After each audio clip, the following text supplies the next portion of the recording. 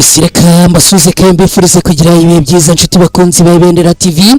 Nizere ko meze neza aho muherereye hose, nizere kandi ko mukomeje kumererwa neza. Nitwa Mukada, ninjiye muri studio za Ibendera TV nje kugira ngo dusangire amakuru agezweho kuri aya masaha. Reka nongere mbibutse ko uyu munsi turi kwa gatandatu tariki 9 Gicurasi muri mwaka wa 2026. Mwese rero areka nizere ko mukomeje kugira weekend nziza aho muherereye. Kugeza ubu tuvugana Leta Zunze Ubumwe za Amerika, amakuru aravuga ko zigiye guhana Kisekedi ibitero bya drone byazamuye intera yo ku rwego rwo hejuru. Ibi turabyinjiramo ku buryo burambuye muri aya makuru. Muraza kunyemerera kandi muri aya makuru tuze no kugaruka kuri inkuru ni muri Uvira, ni muri Kivu y'Amajyepfo muri Repubulika Iharanira Demokarasi ya Kongo. Kugeza ubu umujyi wa Uvira uri mu kangaratete gakomeye cyane. Amakuru aravuga ko abaturage baherereye muri uyu mujyi wa Uvira barimo guhunga abikomeye cyane. Ibi nabyo turaza kubyinjiramo ku buryo burambuye ni nyuma y'imirwano ikomeje gufata intera yo ku rwego rwo hejuru. Bwana Corneille Nanga, coordinateur wa Alliance Fleuve Congo M23, yikomye Amerika nyuma y'igitero cya drone za FARDC kishe abantu benshi imushaki. Turaza kurebera hamwe amagambo akomeye y'uyu mugabo Bwana Corneille Nanga, ndetse tunarebere hamwe bimwe mu byo uyu mugabo amaze kugarukaho ni ibintu abikomeye cyane. Nshuti bakunzi ba Ibendera TV kandi muraza kunyemerera tuze no kugaruka kuri iyi nkuru. Ni inkuru ivuga ko abarwanyi ba ADF bongeye kumena amaraso akubutaka bwa Repubulika Iharanira Demokarasi ya Kongo.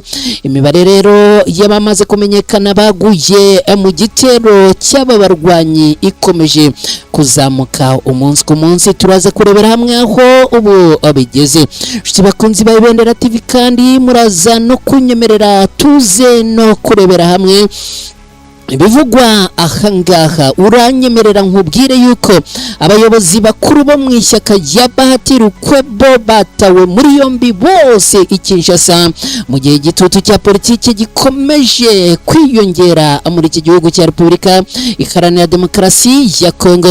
Kuba aba bombi batawe muri yombi ni ibintu byongeye guhagurutsa imbaga y'abanyapolitiki batandukanye, bavuga ko ibi bikwiriye kwamagana hirya no hino kandi bikamaganwa ahantu hose. Bakunzi ba Ibendera TV kandi muri aya makuru muraza kunyemerera tuze no kugaruka kuri inkuru nayo yikomeye cyane, aho wigeze kuba ambasaderi w'u Rwanda muri Loni yahuye n'akaga gakomeye cyane yitwa Gasana. Uyu yaciwe amafaranga menshi arazira ngo igitsina mwabantu mwe. Iyi nkuru nayo turaza kuyigaruka na ku Ibendera TV. Hanyuma mwese rero mudukurikiye ni munyemerera nongere mbifurize kugira weekend nziza, nongere mbifurize kugira ibihe byiza. Nizere ko mukomeje kwenjoyinga umunsi wanyu, nizere ko ibintu byose ari tayari kandi ari trebye gatanu kuri kagenzi kako. Hanyuma rero ani munyemerere ibintu tubigenze gutya, hanyuma mu kanya gato cyane ngaruke twinjira muri aya makuru ku buryo burambuye. Inyuma yo gutumika ngene twa Mukada, ikaze kuri mwese. Kimwe mu bintu byibasiye isi muri iki gihe harimo urubyiruko rwabatswe n'ibiyobyabwenge, indwara zidakira zibasiye abantu, ndetse n'amakimbirane yo mu miryango. Hari uwaje nk'igisubizo kuri ibyo byose byavuzwe haruguru. Ninde? Akora iki? Akorera he? Yitwa Muganga Nzito. Akorera mu karere ka Nyamasheke, ariko aho waba uherereye hose ku isi akugezaho imiti. Icyo ugomba gukora ni ukumuhamagara mukivuganira. Niba uri muri diaspora wigira ikibazo, wowe muhamagare gusa muvugane, aguhe inama z'ubuzima kandi aguhe n'imiti. Muravugana ku buryo umuti uri bukugereho ukavurwa kandi ugakira. Ni muganga gakondo w'inzobere mu kuvura akoresheje ibimera. Afite umuti aguha wari warabaswe n'itabi ugahiturire burundu kandi urabizi ko itabi ishobora kukwica. Atanga umuti ku bakobwa babuze imihango n'abajya mu mihango ntikame. Avura amarozi y'amahuherano, amategano ndetse n'amatamikano. Atanga umuti w'uruhereko. Avura karande n'inyatsi, nyabingi n'imitsiriko. Atanga umuti wongera akanyabugabo ndetse akanatanga umuti wongera amavangingo ku bagore. Atanga umuti wa diabete, uw'umwijima, uwa hepatite A na hepatite B. Atanga umuti ku bafite umubyibuho ukabije ndetse n'abananutse cyane. Atanga umuti ku bafite ibiro byinshi bashaka kubigabanya ndetse n'abafite ibiro bike bashaka kongera ibiro. Atanga umuti n'ubujyanama ku bafite amakimbirane yo mu miryango. Agufasha kugarura ibyawe byibwe, akanaguha ubujyanama butuma ubana n'abandi neza mu kazi ndetse no kugira igikundiro mu nshuti zawe. Umwihariko kuri uyu muganga ni uko igihugu cyose waba uherereyemo ku isi akugezaho umuti. Ushobora kwibaza uti umuganga ushobora gukura ubuzima bwawe mu kaga akakugarura umugore wawe wagutaye ntabwo ahenda? Igisubizo ni oya. Ugereranyije umuti aguha n'amafaranga make y'umuha ntaho bihuriye. Kuva aka kanya ugiye kwicuza impamvu wowe n'inshuti zawe mutamenye uyu muganga mbere. Hamagara iyo nimero, namara kukuvura urahita wicuza impamvu utamumenye mbere. Ushobora kumuhamagara kuri call isanzwe cyangwa kuri WhatsApp. Aboneka amasaha 24 kuri 24. Muganga Nzito, igisubizo ku buzima bwawe n'ubw'inshuti zawe. Alright, none rero nongeye kubaha ikaze inshuti bakunzi bacu, nizere ko meze neza. Nyuma yo gutumika rero ni munyemerere noneho tugaruke muri studio, makuru arambuye yagezwe kuri aya masaha. Ubwo nizere ko abantu mwese mudukurikiye ubwo butumwa mwamaze kubwakira. Hanyuma rero ubwo ibindi muze guhamagara kuri iyo numero aba barangire. Reka munyemerere rero duhite twinjira muri aya makuru ku buryo burambuye, n'amakuru hano ku Ibendera TV. Rero inshuti bakunzi bacu munyemerere ya makuru tuyanzikire muri Leta Zunze Ubumwe za Amerika. Kugeza ubu ibintu byamaze guhindura isura yo ku rwego rwo hejuru. Inshuti bakunzi bacu, ibintu byamaze gufata iyindi ntera. Ndakubwira yuko Leta Zunze Ubumwe za Amerika kugeza ubu ngubu biravugwa yuko bagiye gufatira ibihano Bwana Tshisekedi. Ni ibintu bikomeye cyane, numva nifuza yuko tubyinjiramo 5 kuri 5, ariko inyemerera banze unterekereho like ubundi nze nkwereke ibintu ko tubigenza.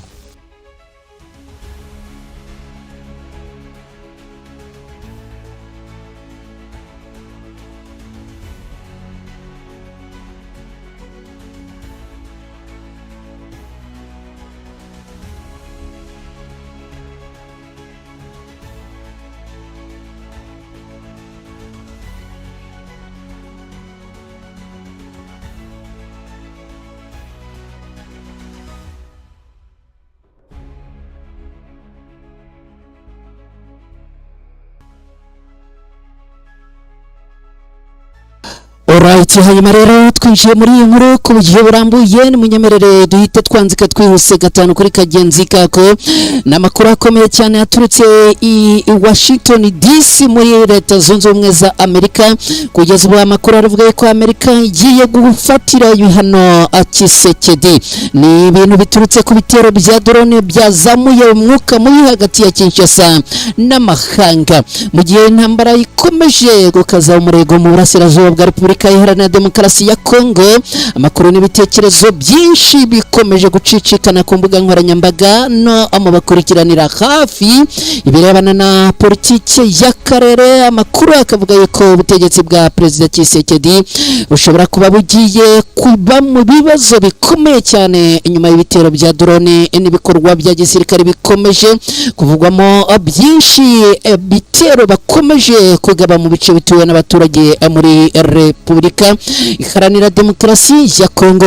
Hari amakuru avuga ko ibihugu bikomeye birimo Leta Zunze Ubumwe za Amerika bikomeje gukurikiranira hafi, ndetse amakuru aravuga ko ngo bamaze no kohereza intumwa muri Repubulika Iharanira Demokarasi ya Kongo, ariko kandi biravuga ko banamaze no guhamagara muri ambasade ya Leta Zunze Ubumwe za Amerika Kinshasa muri Repubulika Iharanira Demokarasi ya Kongo. Akaba rero ngo hamaze gutambutswa cyangwa se koherezwa ubutumwa bwihutirwa cyane, aho bishoboka ko Bwana Tshisekedi ashobora kuba agiye guhabwa ibihano bikomeye cyane. Ibi rero bikabije kubera impamvu nyamukuru ikomeje kuvugisha benshi, ni cyane cyane kubijyanye no gukoresha drone n'ibitero bishobora kugira ingaruka ku basivile bimaze iminsi bikorwa na leta ya Kinshasa. Nubwo kugeza ubu ibintu bikomeje kuvugwa gutya, rero Washington biravuga ko Perezida Tshisekedi yamaze guhamagarwa, ndetse ngo Bwana Trump akaba yamaze kumuha gasopo ikomeye cyane cyane. Amakuru akavuga yuko usibye kandi ibingibi ngo nago biri burangirira aho ngaho. Amakuru akavuga yuko ngo haba harimo gutegurwa ibihano kuri uyu mugabo. Abasesenguzi mu bya politike mpuzamahanga by'umwihariko abakurikiranira hafi politike ya Repubulika Iharanira Demokarasi ya Kongo baravuga ko gukoresha drone mu ntambara ya Kivu bikomeje guteza impaka nyinshi, cyane cyane igihe hari amakuru y'abaturage bavuga ko hari ibisasu cyangwa ibitero bikomeje kugabwa mu bice batuyemo kandi bikabangamira umutekano n'umudendezo wabo. Mu minsi ishize Leta Zunze Ubumwe za Amerika zamaganye ibitero by'imitwe yitwaje intwaro nka Allied Democratic Force, basaba Leta ya Repubulika Iharanira Demokarasi ya Kongo kongera imbaraga mu kurinda abasivile no gukorana n'amahanga mu gushaka amahoro arambye mu burasirazuba bwa Repubulika Iharanira Demokarasi ya Kongo. Hari abakurikiranira hafi ibijyanye na politike yo muri iki gihugu bavuga ko umwuka hagati ya Kinshasa n'ibihugu bimwe by'amahanga ushobora gukomeza kuba mubi niba intambara ikomeje gufata indi ntera cyangwa niba hari ibikorwa bya gisirikare byavugwaho kurenga ku mategeko mpuzamahanga. Ku rundi ruhande ubuyobozi bwa Perezida Tshisekedi bukomeje kuvuga ko buri gukora ibishoboka byose kugira ngo burwanye imitwe yitwaje intwaro ikomeje guteza umutekano muke mu gihugu, cyane cyane abarwanyi ba Alliance Fleuve Congo 23 ndetse na Allied Democratic Force. Mu baturage no ku mbuga nkoranyambaga rero hari benshi bakomeje kwibaza niba koko hashobora kubaho ibihano mpuzamahanga cyangwa igitutu gikomeye kuri Kinshasa minsi mikeya iri imbere. Kugeza ubu ariko nta cyemezo kizwi cyangwa itangazo rihari riratangazwa na Leta ya Amerika ku bihano bivugwa, nubwo ikibazo gikomeje gukurikiranwa cyane, ndetse abasesenguzi bakaba bavuga yuko kugeza ubu ngubu Leta ya Kinshasa yamaze gukohererezwa intumwa yihariye vuga yuko ngo ari ibintu bikomeye cyane. Kugeza ubu rero ibi bikaba byongeye gufata intera yo ku rwego rwo hejuru nyuma y'ibi bitero bya drone zimaze iminsi zibasira ibice bituwe n'abaturage mu burasirazuba bwa Repubulika Iharanira Demokarasi ya Kongo. Bakunzi ba Ibendera TV nimunyemerere mbabwire ko turi makuru agezweho hano ku Ibendera TV. Nge nitwa Mukada, niba amaze kugera hano nyemerere unkorere like, uraza kuba ugize neza niba ari bwo bwa mbere ugeze hano ku Ibendera TV, ariko ndakubitsa ngo nkorere subscribe nubikora uraba ugize neza, ndanaboneraho gushimira mwabikoze mwagize neza cyane. Twerekeje muri Uvira rero, turimo gukubita tubangura kandi twihuta muri Uvira. Kugeza ubu uyu mujyi uri mu kaga n'akangaratete bikomeye cyane, abaturage bari guhunga ku bwinshi nyuma y'imirwano hagati y'abarwanyi ba Alliance Fleuve Congo 23 nabo ku ruhande rwa Leta ya Kongo. Ubwoba n'ihungabana bikomeje kwiyongera mu mujyi wa Uvira no mu nkengero zawo, aho abaturage benshi batangiye guhunga ingo zabo kubera imirwano ikomeye ikomeje kandi kwegereza uyu mujyi wo muri Kivu y'Amajyepfo. Amakuru ava muri aka gace aravuga ko abaturage batangiye guhunga ku bwinshi kandi ari benshi, bakaba bari kwerekeza mu bice bya Sange, Bujumbura ndetse no mu tundi duce batekereza ko abashobora kuboneramo umutekano urambye kandi uhagije. Ibi bibaye nyuma y'imirwano ikaze imaze iminsi ihanganishije abarwanyi ba Alliance Fleuve Congo 23 n'ingabo za Leta ya Kongo ndetse n'imitwe ya Wazalendo mu duce twa Kigurwe, Kabunambo na Kigoro duherereye mu nzira igana kuri Uvira. Abaturage bavuga ko ibintu byahindutse bibi cyane mu minsi mike ishize, aho bamwe batangiye guhunga nijoro bafite ibyo bashoboye kwikorera byose, gusa kubera gutinya ko imirwano ishobora kugera mu gihe hagati umwanya wari wo wose, abaturage ngo abarimo gutabaza kandi ngo ubwoba buracyari bwinshi. Hari amakuru avuga ko amashuri amwe yamaze gufunga imiryango, ubucuruzi bugahagarara, ndetse imodoka zitwara abantu zatangiye kubura kubera umutekano muke muri ibi bice. Ababyeyi bavuga ko bafite impungenge zikomeye ku bana babo, cyane cyane kubera amakuru y'ibisasu n'intwaro ziremereye bikomeje gukoreshwa hafi y'uyu mujyi wa Uvira, ndetse bakavuga yuko kugeza ubu ngubu ngo aha muri uyu mujyi wa Uvira komeje kugarizwa kubera amasasu menshi. Ku rundi ruhande FARDC n'abarwanyi ba Wazalendo baravuga ko bakomeje guhangana kugira ngo babuze abarwanyi ba Alliance Fleuve Congo M23 gukomeza kwegera no kuba bashobora kuba bakwinjira muri uyu mujyi wa Uvira, umujyi ufite akamaro gakomeye ku bikorwa by'ubucuruzi no ku mutekano wa Kivu y'Amajyepfo. Hari amakuru avuga ko bamwe mu baturage bari kugerageza kwambuka berekeza mu Burundi kubera gutinya ko ibintu bishobora kurushaho kuzamba. Abasesenguzi baravuga ko niba imirwano ikomeje kwegera uyu mujyi wa Uvira birashobora guteza ikibazo gikomeye cy'ubuhunzi n'ubutabazi bwihuse, cyane cyane ko aka karere gasanzwe karimo abaturage benshi bamaze igihe barahunze intambara. Kugeza ubu ubuyobozi bwa gisirikare n'ubw'intara ya Kivu y'Amajyepfo bukaba bukomeje gusaba abaturage kutagwa mu bwoba, ariko abaturage benshi bo bakaba bavuga ko amajwi y'amasasu barimo kumva ari menshi kandi yaremereye, bityo rero ngo bikaba abitabaha umutuzo 100% nubwo barimo gusabwa kugira umutekano. Nshuti bakunzi ba Ibendera TV, ni munyemerere nanone nongere mbibutse ko turi mu makuru agezweho kuri aya masaha ku Ibendera TV. Nge nitwa Mukada muri studio za Ibendera TV.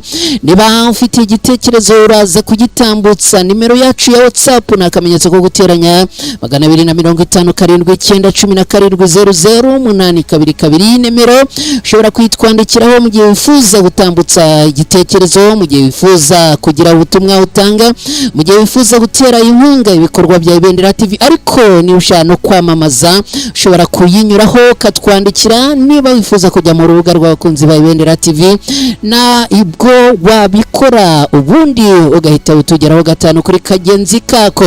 Turakomeje n'aya makuru. Bwana Colonel Nanga wa Alliance Fleuve Congo M23 yamaze kwikoma Leta Zunze Ubumwe za Amerika nyuma y'igitero cya drone za FARDC cyahitanye abantu benshi imushaki. Umuhuzabikorwa y'ihuriro Alliance Fleuve Congo M23 ribarizwamo abarwanyi batandukanye yitwa Colonel Nanga yikomye Leta Zunze Ubumwe za Amerika nyuma y'igitero ingabo za Leta ya Repubulika Iharanira Demokarasi ya Kongo ziheruka kugaba mu gace ka Mushaki zikahicira abaturage benshi b'inzira karengane. Ku munsi w'ejo kuwa gatanu tariki 8 Gicurasi muri uyu mwaka nibwo drone za FARDC zagabye igitero gikomeye ku isoko rya Mushaki muri teritwari ya Masisi, hicirwamo abaturage benshi, abandi benshi barakomereka.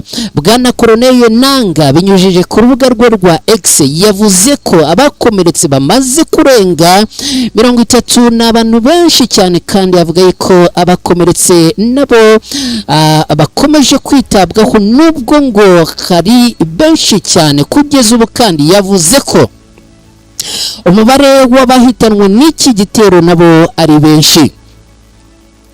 Uyu muyobozi yashinje ubutegetsi bwa Kinshasa kuba bukomeje gukora ibikorwa by'ubugizi bwa nabi bufashwamo n'abarimo ingabo z'u Burundi, abarwanyi b'abacanshuro ndetse n'abarwanyi abo muri Wazalendo ndetse n'indi mitwe myinshi.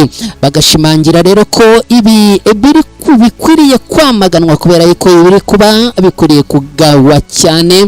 Kugeza ubu rero ndagira ngo nkubwire ko uyu mugabo Bwana Colonel Nanga yavuze ko aba barimo gukora ibingibi bishingikirije kuba bashyigikiwe na Leta Zunze Ubumwe za Amerika. Bwana Nanga agira ati ibi bikorwa by'ubugizi bwa nabi byahitanye abantu barenga 30 ndetse bikomeretsa benshi, byakozwe n'ubutegetsi butemewe bwa Kinshasa bwirata gushyigikirwa na Leta Zunze Ubumwe za Amerika kugira ngo buhe ishingiro ibikorwa byabwo bufatanyijemo n'ingabo z'u Burundi, abacanshuro, abanyakolombiya n'abanyamerika, Wazalendo n'indi mitwe igambiriye ikibi muri Repubulika Iharanira Demokarasi ya Kongo. Bwana Nanga yagaragaje ko ibikorwa bya Kinshasa bikwiye kwamaganwa mu buryo bukomeye, kandi ubutegetsi bwa Kinshasa bwabikoze bukagaragazwa mu buryo bukomeye cyane. Amerika biciye mu ishami ryayo rishinzwe ububanyi n'amahanga na Afurika ku wa gatanu ni ku munsi w'ejo bamaganye igitero cy'imushaki ariko birinda kwerura ngo bavuge ko Kinshasa ariyo iri nyuma y'iki gitero ni Amerika imaze igihe isa naho yagiye ku ruhande rwa leta ya Kinshasa nyuma y'uko ibihugu byombi byasinyanye amasezerano yemerera Washington kujya gucukura amabuye y'agaciro muri Repubulika Iharanira Demokarasi ya Kongo. Bwana Nanga akaba yagaragaje ko bibabaje kubona Tshisekedi arimo gukoresha amasezerano y'ubucukuzi bw'amabuye y'agaciro yagiranye na Leta Zunze Ubumwe za Amerika mu kwigira indakorwaho mu ruhande rumwe akiha uburenganzira bwo kwica abaturage b'abasivile batagira kirengera, ku rundi ruhande akaniha uburenganzira bwo kwica amasezerano yose y'amahoro ntabiryozwe. Uyu yikomye Amerika akaba yananiwe kwerura ngo akaba ayishinja ko yananiwe kwerura ngo ivuge ko Kinshasa ariyo yagabye igitero cy'imushaki kandi abantu bose bazi ko ariyo yabikoze. Agira ati Minisiteri y'Ububanyi n'Amahanga ya Amerika binyuze mu biro byayo bishinzwe Afurika mu buryo buteye amatsiko irigaragaza nk'idashoboye kugaragaza neza nyirabayazana w'ibi bitero bya drone, nyamara bizwi neza nyirabayazana w'ibi bitero bya drone arazwi na bose. Kumwamagana no kumufatira ibihano rero bikwiye kubaho. Bwana Nanga yanenze uko Amerika irimo kwitwara nyuma ya kiriya gitero, ashimangira ko imvugo yabo ihabanye n'uburemere bw'ibyabaye. Shiti bakunzi ba Ibendera TV, ni munyemerere nanone nongere mbibutse ko turi makuru agezweho muri aka kanya ku Ibendera TV. Ngeri twa Mukada ndakwibutsa niba wamaze kugera hano nkorere like uraza kuba ugize neza. Niba ari bwo bwa mbere ugeze hano ku Ibendera TV unkorere subscribe uraba ukoze cyane. Ibitekerezo byanyu mushobora kubitambutsa tukaza kubinyuzamo ijisho mukanya. Niba kandi bigukundiye uraza kunyandikira ukoresheje WhatsApp cyangwa se unyuza no ku muyoboro wacu wa Ibendera TV kuri YouTube. Reka nkubwire ko aya makuru mikrofone ya Ibendera TV tuyerekeje kuri abarwanyi nabo bindakorekani, abarwanyi ba Allied Democratic Force kugeza ubu bongeye kumena amaraso y'inzira karengane mu burasirazuba bwa Repubulika Iharanira Demokarasi ya Kongo. Mu gihe umutekano ukomeje kuzamba mu burasirazuba bw'iki gihugu, umutwe w'iterabwoba wa Allied Democratic Force ADF wongeye kugaba ibitero bikomeye byahitanye abasivile benshi. Ibintu abikomeje guteza impungenge abaturage n'imiryango mpuzamahanga iharanira uburenganzira bwa muntu. Kugeza ubu amakuru aravuga yuko hamaze gupfa abarenga 36 bamaze kwicwa, akaba ari ibitero bimaze iminsi bigabwa n'abarwanyi, bikaba rero bimaze iminsi bigabwa mu majyaruguru muri Ituri nkuko byemejwe n'inzego z'ibanze ndetse n'abashinzwe umutekano muri ibi bice. Kugeza ubu abaturage batuye muri Kivu y'Amajyaruguru n'abatuye muri Ituri baravuga yuko bugarijwe bikomeye cyane, bakaba rero basaba ubutabazi bwihuse kandi bwibanze. Ku wa kane abantu bagera kuri 15 biciwe mu gace ka Biakato gaherereye mu ntara y'Ituri. Bitangira rero ubwo ngubwo kandi bituma abaturage benshi batangira kugira ubwoba no guhunga. Uyu mutwe w'inyeshyamba za ADF Allied Democratic Force ni umutwe witwaje intwaro washingiwe mu gihugu cya Uganda mu myaka y'1990, ukaba ugizwe n'abarwanyi barwanyaga ubutegetsi bwa Perezida Yoweri Kaguta Museveni. Mu ntangiriro uyu mutwe wari ufite intego za politiki no kurwanya ubutegetsi bwa Uganda, ariko nyuma uza kwimukira mu mashyamba yo mu burasirazuba bwa Repubulika Iharanira Demokarasi ya Kongo, aho waje kwishora mu bikorwa byo kwica abaturage b'inzira karengane. mu myaka yakurikiyeho ADF yagiye ihindura imikorere ndetse iza no kugirana umubano n'umutwe wa Islamic State, ibintu byatumye uyu mutwe ufatwa nk'umutwe mpuzamahanga w'iterabwoba.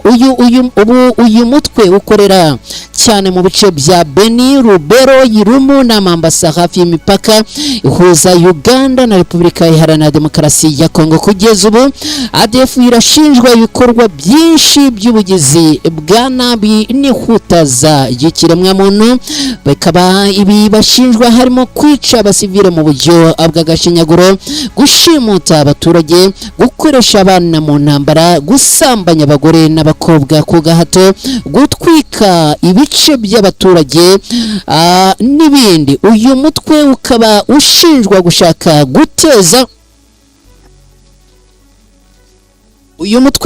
urimo gushinjwa guteza akavuyo n'akajagari kugeza ubu ngubu.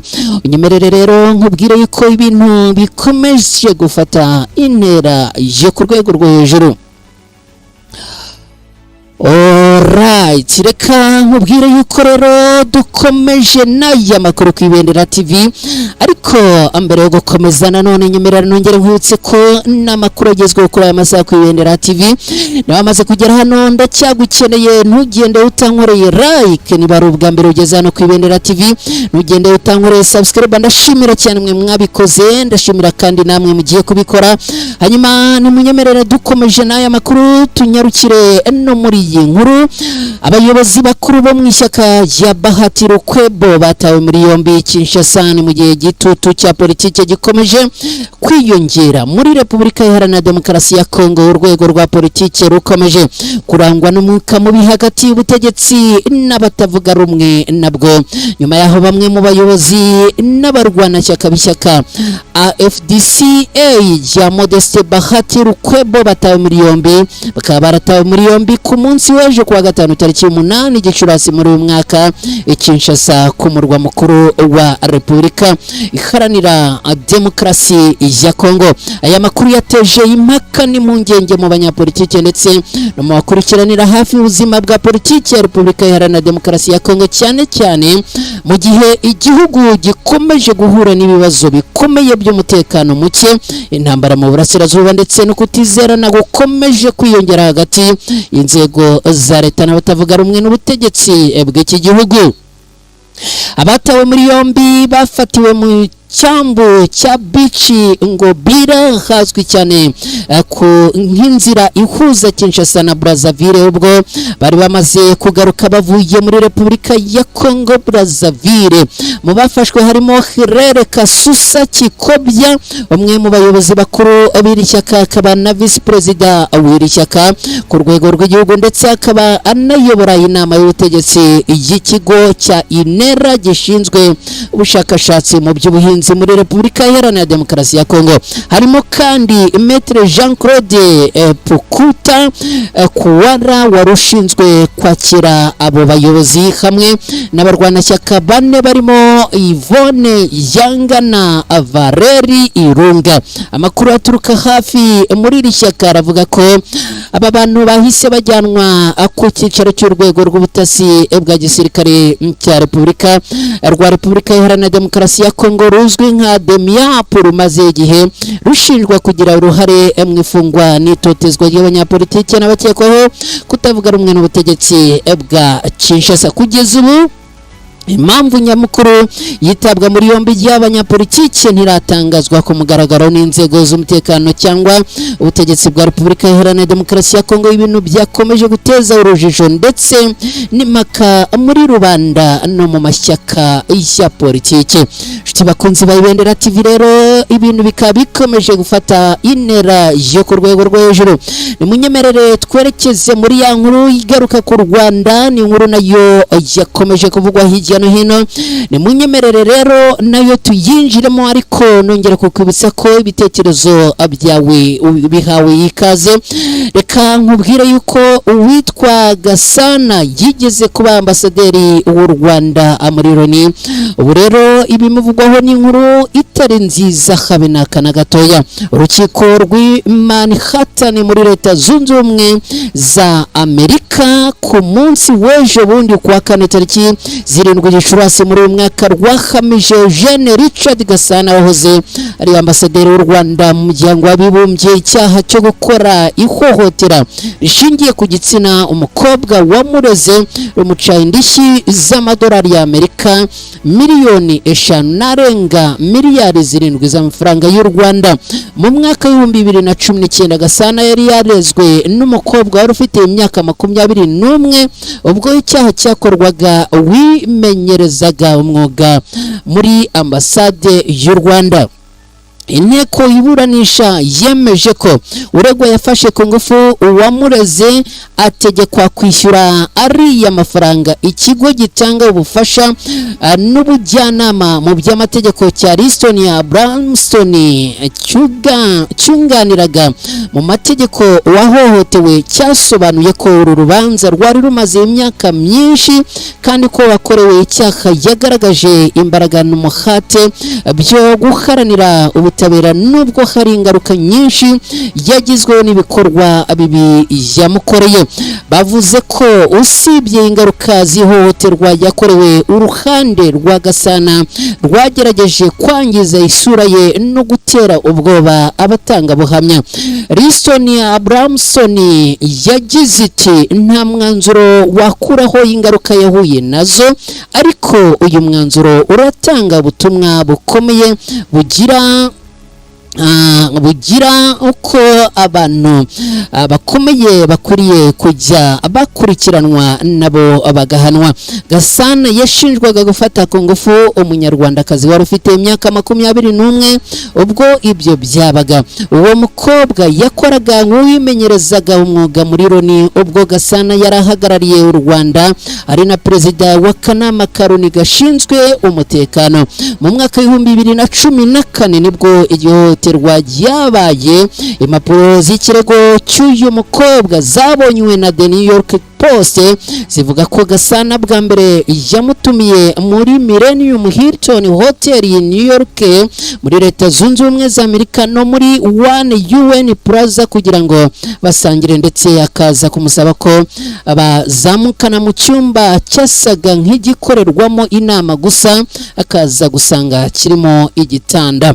Muri icyo cyumba Gasana ngo yafashe ku ngufu uyu mukobwa wari ufite ibiro 61 gusa ngo ntiyigeze abimenyesha ubuyobozi kuko ngo yari afite ubwoba bwinshi yumva ko Gasana ashobora kumugirira nabi cyangwa agafata ibyemezo bibangamira umuryango we uri mu Rwanda. Nyuma y'ibyumweru afashwe ku ngufu ngo Gasana yarongeye, aho igikorwa cyo kumufata ku ngufu ku nshuro ya kabiri cyabaye tariki 11 Nyakanga. Kugeza ubu rero uyu akaba yamaze guhabwa ibi bihano, gusa nta kindi kigeze gitangazwa nyuma y'ibi bihano. Shiti bakunzi ba Ibendera TV rero ibintu bikaba bikomeje gufata isura yo ku rwego rw'ejuru. Reka njyewe nshimire cyane mwe mwabanye natwe muri aya makuru. Reka ndebe niba hari ibitekerezo mwaduhaye tubinyuzemo amaso, mu gihe ntabihari ndagaruka dusoza aya makuru ku Ibendera TV. Ariko ndashimira cyane mwe mwabanye natwe kuva aya makuru atangiye kugeza ubu twerekeje ku musozo wayo. Hanyuma rero nizere ko mukomeje kugira uwa gatandatu mwiza, nizere ko mukomeje kugira weekend nziza. Yo maze kwandika tayari aradusuza agira ati meze mutitwa Claude, asante sana, twe tumeze neza. Reka ndebe niba hari undi waba yatwandikiye uri uyu nawe yaduhaye ubutumwa nyuze ku muyoboro wacu wa WhatsApp. Hanyuma rero nshuti bakunzi bacu nimunyemerere twerekeze ku musozo, mbashimire cyane mwese mwabanye natwe. Hanyuma gahunda za Ibendera TV zirakomeza, mukomeze kubana n'Imana, gahunda zanyu zikomeze kugenda neza. Ngenda bashimiye, mugire ijoro ryiza, bye, ciao ciao.